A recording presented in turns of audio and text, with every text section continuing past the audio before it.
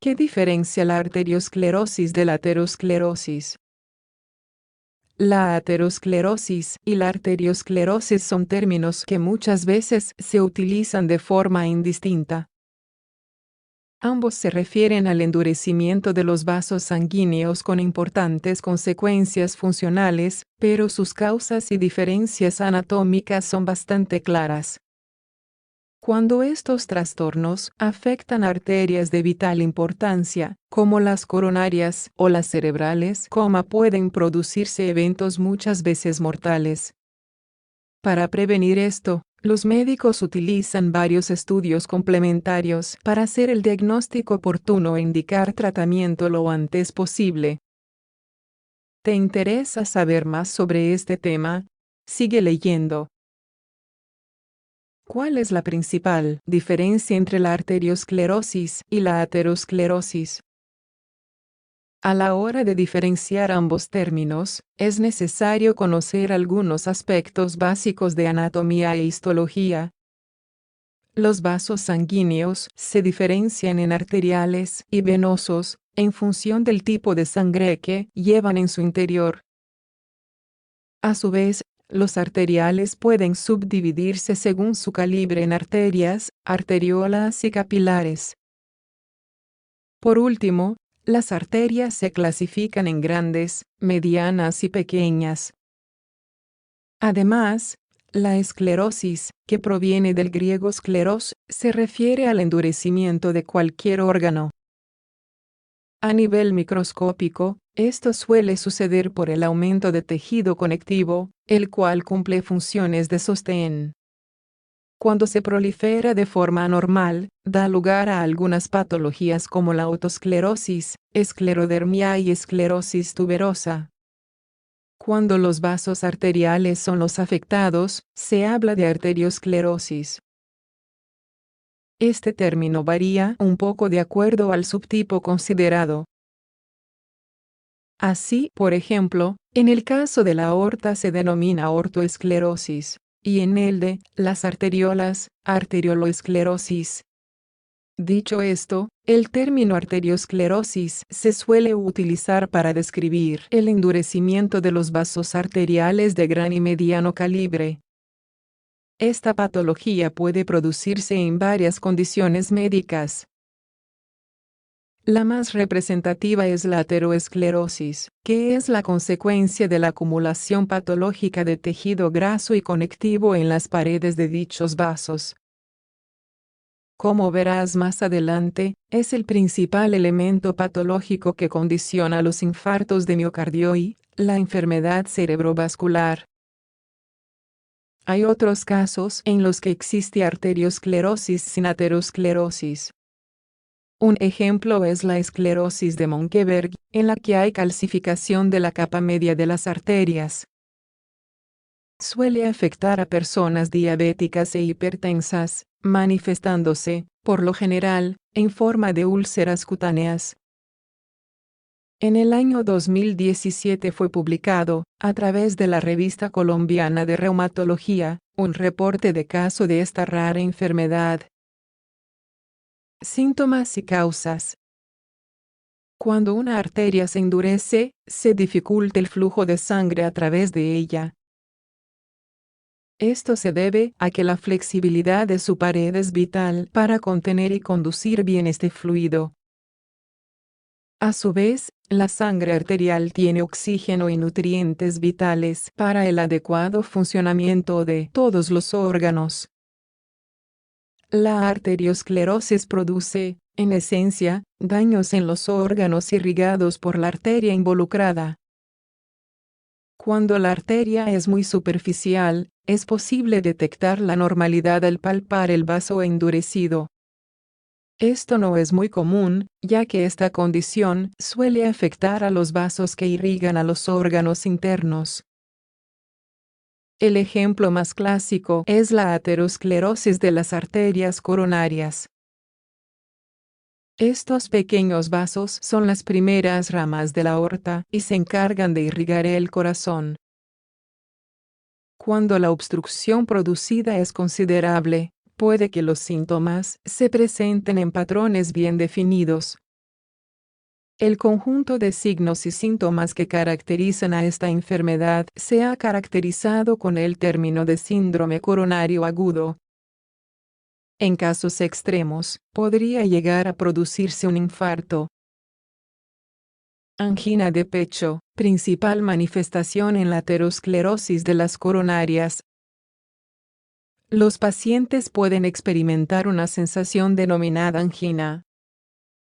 Esta tiene como característica principal la presencia de dolor en el pecho precordial, que suele irradiarse a lo largo de un miembro superior y del cuello. Según el contexto de su aparición, es posible clasificarlo en dos tipos. Estable, cuando aparece ante esfuerzos físicos determinados, como subir escaleras o hacer ejercicio. La intensidad suele ser moderada y los síntomas asociados son escasos. Inestable. Ocurre de forma inesperada, muchas veces en reposo. Los pacientes suelen experimentar, a su vez, sudoración profusa, dolor intenso, náuseas, vómitos y sensación de pánico. Estos síntomas se explican al entender que los esfuerzos físicos aumentan la demanda de energía de todos los músculos, incluyendo los del corazón. Cuando existe aterosclerosis en las arterias coronarias, el suministro de oxígeno no es suficiente para satisfacer las necesidades de músculo cardíaco. Además, en muchos casos, este ya se encuentra algo deteriorado producto de la hipertensión arterial, muy prevalente en estos pacientes. La dislipidemia, la diabetes mellitus, la obesidad o el sobrepeso, la hipertensión arterial y tener antecedentes familiares de cualquiera de estas patologías son los principales factores de riesgo para desarrollar aterosclerosis. Complicaciones de la aterosclerosis. En el apartado anterior describimos la presentación clínica habitual de la aterosclerosis. Por supuesto, cuando la obstrucción es demasiado grande y la demanda de oxígeno del corazón también lo es, puede llegar a producirse un infarto. El término más exacto es infarto del miocardio, y no es más que la muerte de las células del corazón.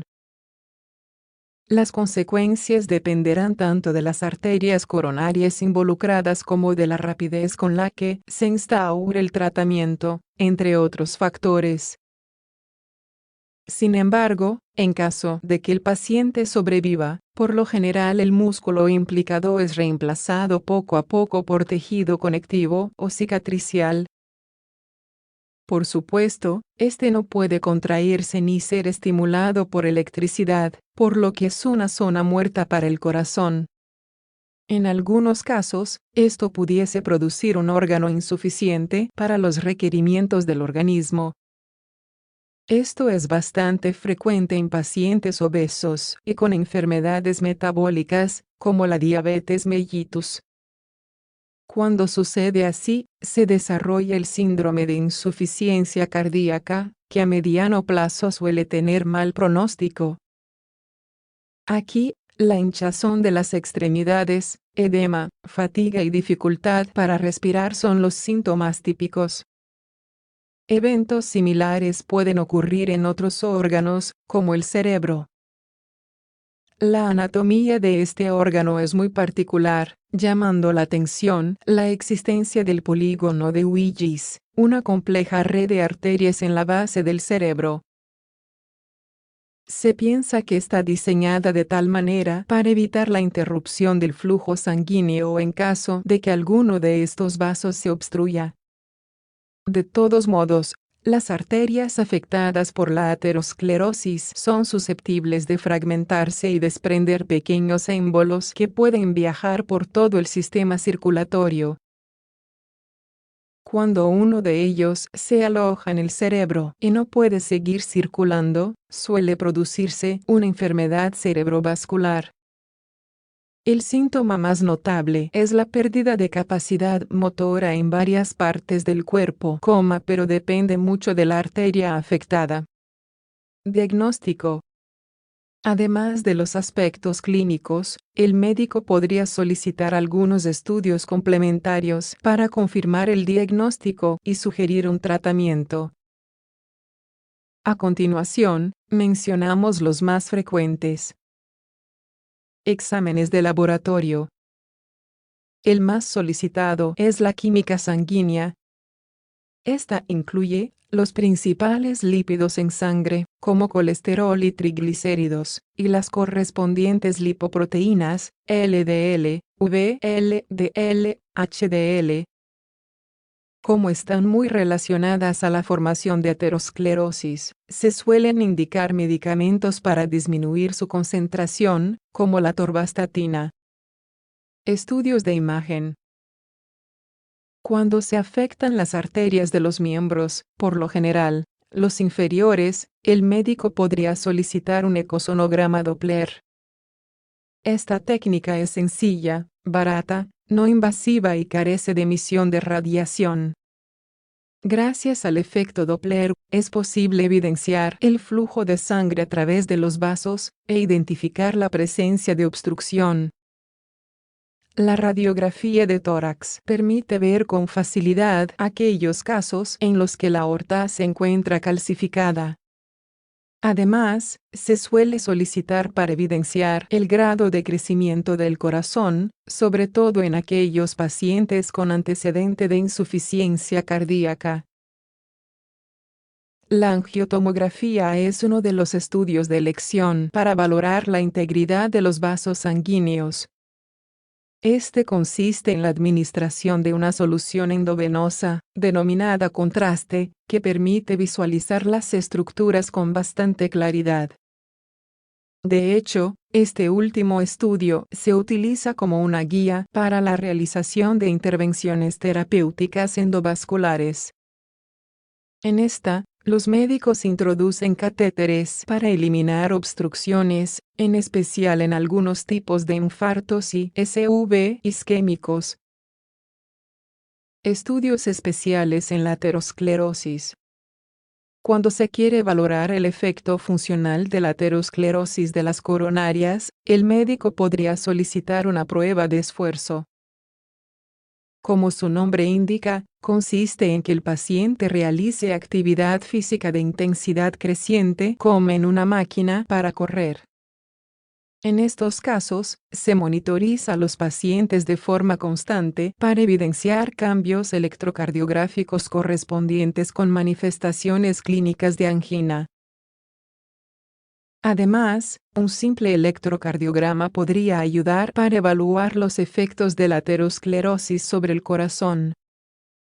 Por ejemplo, es posible diagnosticar el crecimiento de las cavidades cardíacas, algo que el médico suele complementar con los hallazgos evidenciados en las radiografías de tórax.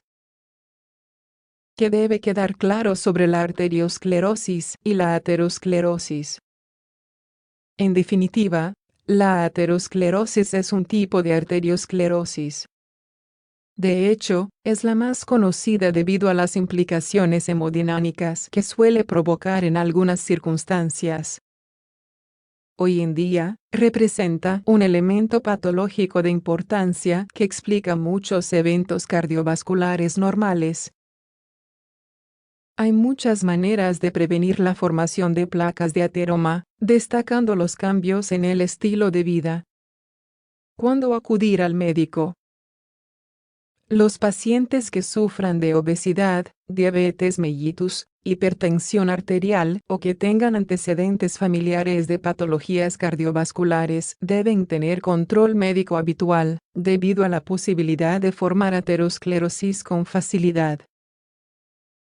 Si bien el especialista capacitado para manejar estas condiciones es el cardiólogo, acudir a un médico de familia, internista o geriatra también resulta efectivo. En casos específicos, podrían referir a otro especialista,